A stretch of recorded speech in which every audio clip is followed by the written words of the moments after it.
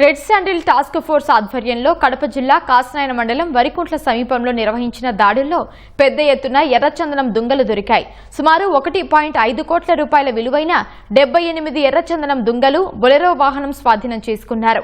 Task force పోలీసులు వాహనాలు తనిఖీ చేస్తుండగా గృహోపకరణాల మాటున ఎర్రచందనం దుంగలను రవాణా చేస్తున్నట్లు గుర్తించి పట్టుకున్నారు.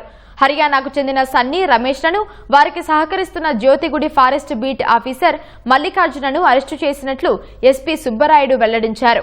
బెంగళూరు, హర్యానా, కోల్కతాలో ప్రధాన నిందితులను గుర్తించామని, త్వరలోనే వారిని కూడా అరెస్టు చేస్తామన్నారు. 1.5 టన్ 150 లక్షలు విలువ చేసే రెడ్ శాండిల్ ని ఇటు బొలెరో వాహనంతో పట్టుకోవడం జరిగింది.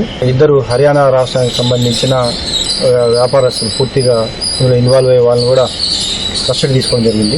గత కొంతకాలంగా వీరికి సహకరించిన ఫారెస్ట్ బీట్ ఆఫీసర్ మల్లికార్జున్ ని కూడా ఈ కేసులో అరెస్ట్ చేయడం జరిగింది. ముఖ్యంగా అతను సహకరించడం వల్లే ఈ వెహికల్స్ అడవిలోకి వెళ్లడం రావడం చేశారు. ఇంకా పూర్తిగా ఈ కేసుని విచారించి తగిన చర్య తీసుకోవడం జరుగుతుంది. ఎవరు తప్పు చేసినా వదిలేదు.